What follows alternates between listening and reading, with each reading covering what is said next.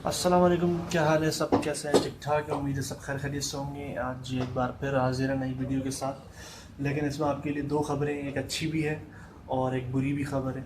तो पहले अच्छी से शुरुआत करते हैं कि इस टॉपिक में मेरी पहली वीडियो मौजूद है। इस टॉपिक पे काफ़ी अच्छा रिस्पांस आ रहा है लोगों का और मैंने काफ़ी हद तक लोगों की यानी जो प्रॉब्लम्स हैं उनको सॉल्व करने की कोशिश की है। मैंने बज़रिया ईमेल के थ्रू मैंने अपना ईमेल प्रोवाइड किया हुआ है, तो उनकी मैंने काफ़ी हेल्प करने की कोशिश करी है कि किस तरीके से बैंक्स वगैरह से डील कर सकते हैं। और चेक के हवाले से मैंने वीडियो बनाई थी जो पुलिस केस रिलीज़ करवाने के लिए। तो अभी एक सुनने में मैंने ये खबर आई है, यानी एक मीटिंग हुई थी हमारी, कि अभी जो नए साल में बहुत से कानून यूएई में चेंज हो रहे हैं। जनवरी 2 से जनवरी जनवरी 2022 there are a lot of changing in the law in every field, like from A to Z. Banking से लेके एम्प्लॉयमेंट तक हर चीज़ में केसेस के हवाले से, कोर्ट के हवाले से, सिविल केसेस वगैरह के हवाले से बहुत सारी चेंजेस हुई हैं। तो इसमें से कुछ चेंजेस जो बैंकिंग फील्ड के हवाले से वो मेरे को ये भी सुनने में आई है कि 2 जनवरी से, अब ये कंफर्म नहीं है, 50-50 है ये, क्योंकि मेरा काम है आपको नए नए तरीके प्रोवाइड करना, ठीक है। तो आप बस मुझे बदले में आपसे ये चाहिए कि आप मेरे चैनल को सब्सक्राइब करें और आगे मेरी वीडियोस को शेयर करें अगर आपके लिए हेल्पफुल साबित हो, ठीक है।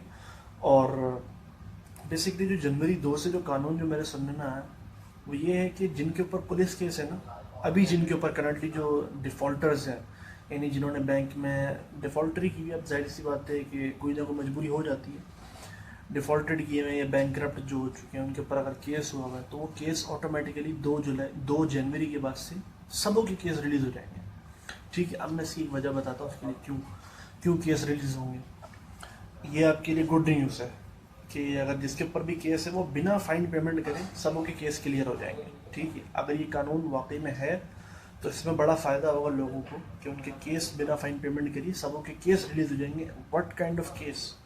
एवरी काइंड ऑफ केस जो पुलिस में इनके पास है, पुलिस वालों के पास आपका जो भी आपकी बैंकरप्सी का केस है या कोई भी चेक बाउंस का केस है, सबके केस रिलीज़ हो जाएंगे बिना फाइन पेमेंट किए। और अब बुरी खबर की तरफ आते हैं कि इसकी वजूहत क्या है। अभी जो बेसिकली सेंट्रल बैंक से जो कानून सुनने में आया मेरे, वो ये है कि अब मैं आपको एक एग्जांपल देता हूँ। मैं अब जैसे कि मैंने एक लाइबिलिटी ली हुई है 50,000 की, और जाहिर सी बात है मैं रिवर्स में बैंक को एक 50,000 का सिक्योरिटी चेक दूंगा, ठीक है। अब सिक्योरिटी चेक क्या होता है कि सिक्योरिटी चेक अगर जैसे मैं कभी भी डिफ़ॉल्ट कर जाता हूँ, बैंक क्या कर देगा, तो मेरा चेक सबमिट करवा के वो अपने पैसे निकलवा देगा। अब बात पॉइंट शुरू होता है यहाँ से। जब सिक्योरिटी चेक सबमिट करवाने की बारी आई है, पता चला कि भाई मेरा अकाउंट में तो 40,000 है। अब जैसे 40,000 की बात नहीं, अब जैसे 10,000 मेरे अकाउंट में, बैंक ने चेक सबमिट किया क्लियरेंस के लिए 50,000 का। अब पहले तो ये होता था कि भाई अगर इसके अंदर से 20-25 रुपये या 20-50 दरम या 1,000 दरम भी कम है तो चेक बाउंस हो जाता था। वो क्यों हो जाता था? इस वजह से कि भाई इंसफिशिएंट बैलेंस है, जो आपने अमाउंट डाला वो आपके अकाउंट में वो अमाउंट अवेलेबल ही नहीं है। यानी मेरे अकाउंट में तो 10,000 को 50,000 नहीं है, 50,000 का केस उन्होंने क्लियरेंस के लिए डाला हुआ, तो वो क्या होता था, चेक बाउंस हो जाता था। अभी डिफरेंट तरीका है। अभी जो पता है क्या होगा इसमें, फ़ायदे की बात आपको बता चुका इसमें। अब ये कि अब क्या करेगा बैंक कि जैसे मेरे अकाउंट में 10,000 को मौजूद है, बैंक ने 50,000 का चेक डाला, तो वो क्या होगा, तो जितने भी अमाउंट मेरे बैंक के अकाउंट में अवेलेबल होगा ना वो डिडक्ट कर लेंगे, ठीक है, 50,000 में से।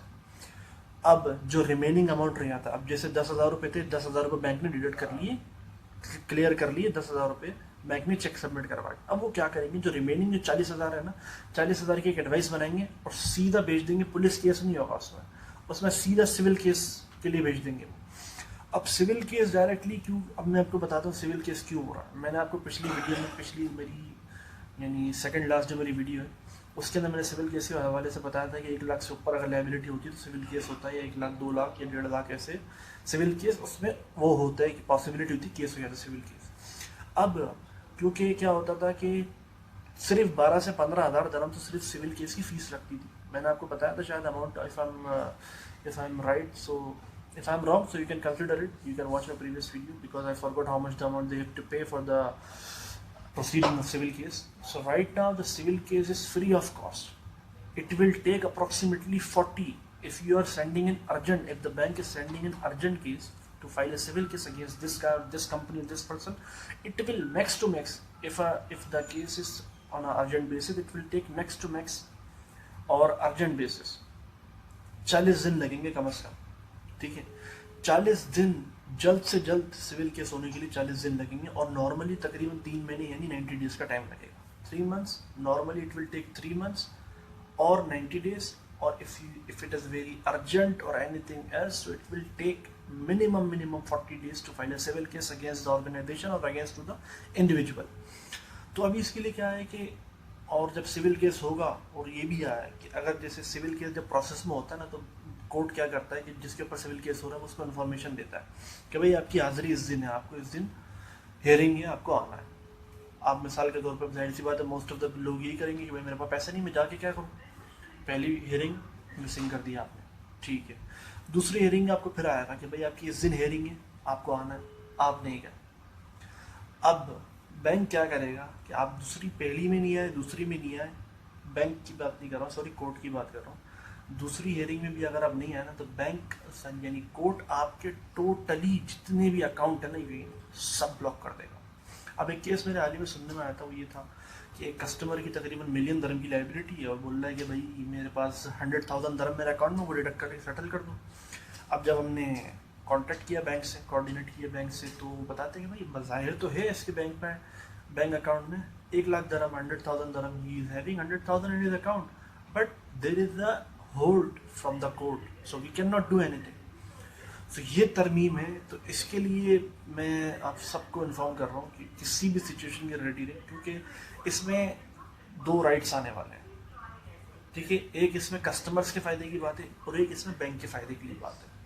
वो क्या है कि आप collection department, most of the collection people या कलेक्शन जो भी है एग्जीक्यूटिव्स होते हैं, वो क्या करते हैं कि अगर आप कोऑर्डिनेट नहीं करते, जाहिर सी बात है उसकी रोजी रोटी भी, क्योंकि जो कलेक्टर होता है ना, वो कमाता है इसी वजह से कि आपकी वजह से। आप जब पैसे पेमेंट करोगे उसके, यानी उसको पूरा नहीं मिलेगा, तो बैंक उसमें तो कुछ परसेंटेज निकाल के फिर कंपनी को देगा, जिस एजेंसी में काम कर रहा है, फिर एजेंसी उसकी जितनी सैलरी होगी उतनी बना के देगा।